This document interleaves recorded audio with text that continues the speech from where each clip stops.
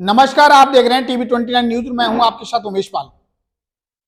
मैं इस समय 250 सवापुर वार्ड में हूं और यहाँ आम आदमी पार्टी के उम्मीदवार हैं वीरेंद्र गुप्ता फौजी, जिन्होंने विगत कई वर्षों से पार्टी के लिए कर्मठ और जुझारू रहे हैं। काफी काम किया पार्टी के लिए। पार्टी ने इनको अपना उम्मीदवार चुना है। तो मैं जानना चाहूंगा कि वीरेंद्र गुप्ता किन खास मुद्दों को लेकर 2050 की जनता के बीच में जा रहे हैं। जी वीरेंद्र जी। नमस्कार, आपका बहुत बहुत धन्यवाद। टीवी 29 का बहुत बहुत धन्यवाद। जो मुद्दे साफ हैं, चुनाव एमसीडी का है। ये चुनाव 17 साल से एमसीडी में भाजपा राज कर रही है और जिस वार्ड में हम रहते हैं, ये पहले सोनिया विहार था, अब सभापुर वार्ड बन गया है आधा हिस्सा। यहाँ पे जो सबसे बड़ा मुद्दा है, जो लोगों की सबसे बड़ी समस्या है, वो है कूड़ा। गली में जाओ तो कूड़ा, नाली में देखो तो कूड़ा, रोड पे देखो तो कूड़ा, चारों तरफ कूड़ा ही कूड़ा है। पूरे सभापुर वार्ड के हर कॉलोनी को कूड़े कीचड़ में भाजपा की एमसीडी ने तब्दील कर दिया है। लोग इससे मुक्ति चाहते हैं, लोग परेशान हैं। तो सबसे पहला हमारा जो मुद्दा है, वो सभापुर वार्ड की हर कॉलोनी को कूड़ा मुक्त करना है।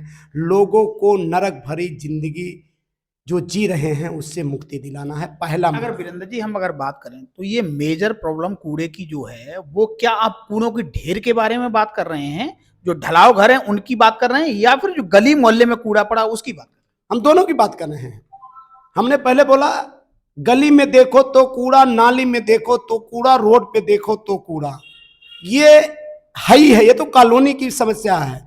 और दिल्ली में भी जब लोग प्रवेश करते हैं तो उनका स्वागत कूड़े के पहाड़ से होता है, चाहे वो भलसवा का कूड़े का पहाड़ हो, चाहे गाजीपुर का हो, चाहे ओखला का हो। तो अगर एमसीडी में केजरीवाल आते हैं और सभापुर से हम जीतेंगे, तो सबसे पहले चाहे गली का कूड़ा हो, चाहे नाली का कूड़ा हो, चाहे रोड का कूड़ा हो, चाहे कूड़े का पहाड़ हो, इस सभी कूड़े को से हम लोगों को मुक्ति दिलाएंगे।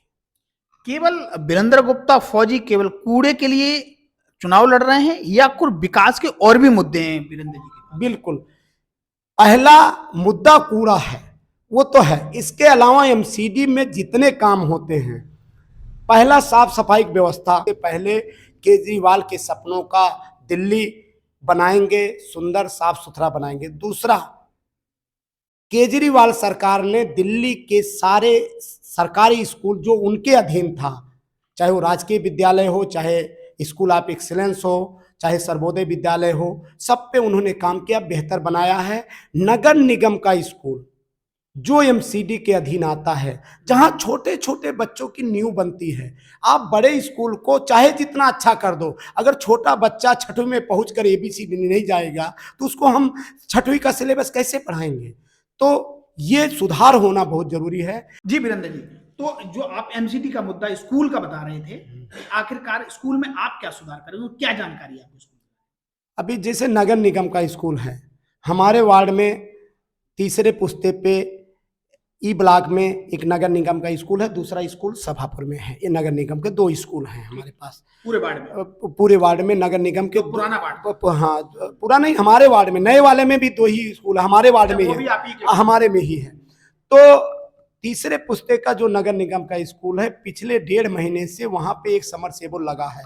हम वहां गए थे, देखे थे, समरसेबल रिपेयर नहीं हो पा रहा है। यहाँ तक बच्चों को शौचालय जाने के लिए पानी नहीं है, टीचर को शौचालय जाने के लिए। आप सोच सकते हैं कैसी नरक भरी जिंदगी हमारे बच्चे उस सरकारी स्कूल में, एमसीडी के स्कूल में जी रहे हैं। 1.5 महीने से नगर निगम का प्रशासन, जिसको पैसा क्या, एक समर 25,000 30,000 रुपये का समरसेबल नया नहीं लगवाया जा सकता है। ये बहुत बड़ा भ्रष्टाचार, लूट में लगे हुए हैं। अगर हम वीरेंद्र जी बात करें, अगर हमने भी कई बार आवाज उठाई है एमसीडी स्कूलों पे, अगर हम बात करते हैं तो वो कह रहे हैं एमसीडी में पैसे ही नहीं है, समर कहां से लगेगा, एमसीडी में पैसे ही नहीं। एमसीडी में पैसे नहीं है तो फिर लूट रहे हैं, लूट लिए हैं। एमसीडी में पैसे नहीं, एक नगर इनके निगम पार्षद जो पहले उनके पास 10 लाख की कोठियां नहीं थी, आज करोड़ों की कोठियां आ गई। इनके पास पैसे हैं, बच्चों के समर लगाने के लिए 25,000 रुपये नहीं है। ये तो सरासर नाइंसाफी है। जनता सबक सिखाएगी, चुनाव सामने है। ये अगर हम बात करें वीरेंद्र गुप्ता फौजी को 250 वार्ड सभापुर से अगर मौका मिलता है और आप जीतते हैं तो क्या 25-50 गज वाले लेंटर माफियाओं का ये पैसा बंद होगा या नहीं होगा? बिल्कुल सही मुद्दा आपने बताया, उठाया है, बताया है। इस पे भी हमारा प्लान है। हम देखते हैं, देखो जो सभापुर वार्ड, सोनिया विहार वार्ड की कॉलोनी है, ये बिल्कुल ही लोअर क्लास और मिडिल क्लास के लोगों की, यहाँ कोई सोसाइटी नहीं, यहाँ कोई करोड़पति अरबपति नहीं, सब लोग मध्यम परिवार से है या गरीब परिवार से हैं। सब लोग मजदूरी करके, छोटी मोटी नौकरी करके अपना जीविका चलाते हैं, किराए पे रहते हैं। बड़ा दुख होता है जब मैं देखता हूँ नानक सर से लेके सोनिया विहार तक फ्रूट के ठेले लगे हैं, लोग आते हैं, सबकी इच्छा होती है 1 किलो सेब ले लूँ, 1 किलो संतरे ले लूँ, अपने बच्चों के ले जाऊँ, 1 किलो आम ले लूँ कि अपने बच्चे, लेकिन लोग मुंह फेर के आ जाते हैं ऐसी स्थिति में कि कभी न कभी हमारा आशियाना बनेगा। पेट काट करके जब वो घर बनाते हैं तो एमसीडी के दलाल पहुंच जाते हैं, बोलते हैं 50,000 रुपया दो, 25,000 रुपया दो, 1 लाख रुपया दो। ये माफ करेगा जो पेट काट के, अपने बच्चों का पेट काट के अपना आशियाना तैयार कर रहा है, उसमें भी आप दलाल। अच्छा ये बताइए, इसमें एमसीडी का कर्मचारी दलाली करता है, वो पैसे खाता, जेई पैसे खाता है, या फिर निगम पार्षद के पास भी जाता है? देखो, अगर सरकार का मुखिया ईमानदार है, वो नहीं लेगा तो किसी कर्मचारी की औकात नहीं है किसी घर पे जाके मांग ले। मैं भी आर्मी में रहा हूं। जो सर्विस रूल है, कहता है अगर 1 रुपए का भी करप्शन कर्मचारी करता है तो नौकरी से चला जाएगा। उनकी हिम्मत नहीं है। ये तो कराया जाता है, सबके हिस्सेदारी होती है, परसेंटेज होता है, तुम लेके आओ और उसमें से हम हिस्सा इतना दे दो। और क्या खास मुद्दे 250 वार्ड सभापुर में मेजर प्रॉब्लम क्या है जो आपकी नजर में हो? जैसे सभापुर गांव का मैं आपको बताता हूं, विगत कई वर्षों से जो शमशान घाट के लिए लोग लड़ रहे हैं, सभापुर गांव में वर्षों से मैं देखता आ रहा हूं स्थिति क्या है। सफाई की व्यवस्था है ही, साथ में मैं कई महीनों से देख रहा हूं और मैंने कवर भी किया था कि जिसमें पानी की व्यवस्था, जल बोर्ड में सरकार तो, दिल्ली में सरकार तो आपकी है, फिर जल बोर्ड का पानी क्यों नहीं वहां पहुंचा सभापुर? जी। देखिए 2017 में अरविंद केजरीवाल ने इस कॉलोनी की समस्या को, पानी से की जो समस्या, उसको खत्म करने के लिए यहीं जीरो पुश्ते पे यूजीआर 250 करोड़ रुपए का बनाया है। ठीक है। अब यूजीआर बनके तैयार हुआ, अब उसकी पाइपलाइन डल चुकी है, उसका कनेक्शन का काम शुरू हो चुका है। और जो जल बोर्ड का नियम है, जब किसी भी कॉलोनी की 50% से अधिक घरों का कनेक्शन पूरा हो जाएगा तब पानी छोड़ दिया जाएगा, क्योंकि पानी छोड़ दिया जाएगा, लोग बीच में कनेक्शन करेंगे, गंदा पानी जाएगा, लोगों को स्वास्थ्य पर हानिकारक होगा। कनेक्शन का काम सरकार की तरफ से चल रहा है। जल्दी ही जल्दी हम हर घर में पानी दिल्ली सरकार के जल बोर्ड में पहुंचाएंगे। सभापुर के हर वार्ड के हर कॉलोनी के हर वार्ड में, उसमें घर में पहुंचाएंगे। अच्छा, अब मैं लास्ट बात करूं आपसे कि मुझे लगता है कि आखिरकार वीरेंद्र गुप्ता को ही लोग वोट क्यों करें? वीरेंद्र गुप्ता को, फौजी को वोट इसलिए करें क्योंकि वीरेंद्र गुप्ता फौजी नेता नहीं है, एक जमीनी कार्यकर्ता हैं, लोगों के बीच में रहते हैं। जो उनका दर्द है जमीन पे मैं समझता हूं, उस दर्द को लोग समझते हैं कि ये बंदा है जो बदलाव कर सकता है। लोगों को वीरेंद्र गुप्ता फौजी से उम्मीदें हैं और लोगों को अरविंद केजरीवाल से उम्मीद है। लोगों को पता है कि जिस प्रकार अरविंद केजरीवाल ने पिछले 7 साल में, चाहे शिक्षा व्यवस्था हो, चाहे स्वास्थ्य व्यवस्था हो, दिल्ली की हर व्यवस्था को दुरुस्त किया, अगर ये बंदा एमसीडी में आ गया तो जो एमसीडी के मुद्दे हैं, चाहे सफाई का व्यवस्था हो, चाहे लिंटर उगाही जो हो रहा है, चाहे कूड़े की व्यवस्था हो, हर व्यवस्था को अरविंद केजरीवाल दूर करेंगे। इस तरह, इसलिए लोग हमें ऐसा एक बताइए कि आखिरकार वीरेंद्र गुप्ता, आपने मुझे बता दिया कि आप क्यों वोट करें, तो ऐसा क्या रीजन है कि आपको लोग, पब्लिक ज्यादा पसंद कर रही है? उसके जो सभापुर वार्ड है, यहाँ पे सांसद बीजेपी के हैं, विधायक बीजेपी के हैं, निगम पार्षद भी बीजेपी के रहे हैं। अगर यहाँ पे दुर्दशा हुई है, तीनों ने मिलके किया है।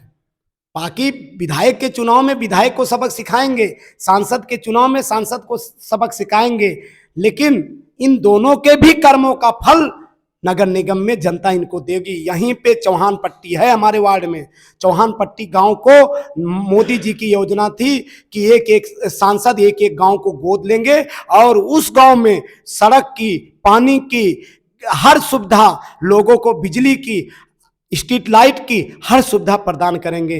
लेकिन आज बड़े दुख के साथ कहना पड़ रहा है कि 8 सालों में हमारे सांसद मनोज तिवारी जी जिस गांव को गोद लिया था, आज भी वो गोद में ही है, नीचे नहीं उतरा। आज भी चौहान पट्टी में आपसे अनुरोध करूंगा टीवी 29 से कि जा करके उन गलियों की हालत दिखाइए। वो वहाँ पे घुटने भर पानी भरा हुआ है, गलियां टूटी हैं, एक भी गली इस सांसद ने नहीं बनवाया। इसका मतलब जनता के साथ धोखा के अलावा इन्होंने कुछ नहीं किया है। यहाँ पे हमारे ही वार्ड में प्राथमिक स्वास्थ्य केंद्र अहिल्याबाई जच्चा बच्चा केंद्र है, जो नगर निगम का है। नाम जच्चा बच्चा केंद्र है, एक गर्भवती महिला को वहां टीका तक ठीक से नहीं लगता है। हमारी प्लानिंग है उस जच्चा बच्चा केंद्र को हम दुरुस्त करेंगे। नियत की कमी, कुछ करना नहीं है। मैं बता रहा हूं मैं क्या करूंगा, कुछ करना नहीं है। सिर्फ वो 2000 गज में बना है, 3 मंजिला बना, ना जमीन खरीदना ना बिल्डिंग बनाना है। सिर्फ जो नगर निगम के अस्पताल बड़े हैं वहां से एक डॉक्टर को नियुक्त करना है। एक 6 दिन डेली एक डॉक्टर बैठे, एक डॉक्टर 2 दिन गायनिक स्पेशलिस्ट बैठे, 2 दिन चाइल्ड स्पेशलिस्ट बैठे, एक एम्बुलेंस खड़ा कर दो, एक छोटा सा लैब बना दो। अस्पताल बन के तैयार है, कुछ करना नहीं है, लेकिन नीयत नहीं है। 15 सालों में ये काम ये नहीं कर पाए, हम करके दिखाएंगे। सभापुर वार्ड को एक छोटा अस्पताल जो बना बनाया है, हमारे जीतने के 3 महीने के अंदर वो चालू हो जाएगा, इस बात की गारंटी। बहुत बढ़िया। वीरेंद्र जी, अगर हम बात करें तो हमारे टीवी 29 न्यूज के माध्यम से आप अपनी वार्ड की पब्लिक को क्या संदेश देना चाहिए? हमारे सभापुर वार्ड के सभी निवासियों से अनुरोध है कि 15 साल में एमसीडी में भाजपा को आपने देखा है, एक मौका एमसीडी में केजरीवाल को दीजिए, एक मौका वीरेंद्र गुप्ता फौजी जो नेता नहीं है, आपका बेटा है, आपके साथ कंधे से कंधे मिला के चलता है, ईमानदार है, मेहनती है, एक मौका दीजिए। आपको 3 महीने के अंदर सभापुर वार्ड बदला हुआ नजर आएगा, कूड़ा मुक्त नजर आएगा, इस बात की गारंटी लेते हैं। देखिए, जिस तरह से लगातार वीरेंद्र गुप्ता फौजी जी से मैं जो अभी सवालात कर रहा था, वो सवालात की जवाब बखूबी रूप से, क्योंकि वीरेंद्र जी अपने आप में जुझारू हैं और काम भी करते हैं, इसलिए उनको काम की जानकारी भी है, स्कूल की शिक्षा की भी जानकारी है, स्वास्थ्य की भी जानकारी है, पब्लिक की भी जानकारी है, रोजगार की भी जानकारी है। इस तरह के लोगों को सब तरह की जानकारी होने के बावजूद ही पार्टियां तय करती हैं। अगर देखने वाली बात यह है कि पब्लिक किसको तय करती है, पब्लिक किसको चुनती है, यह बहुत बड़ी बात होगी। आखिरकार आप देख रहे थे, सुन रहे थे वीरेंद्र गुप्ता फौजी को, और मैं फिर किसी एक मोड़ के साथ, फिर किसी इंटरव्यू के साथ आपके साथ मुलाकात होगी। तब तक के लिए नमस्कार।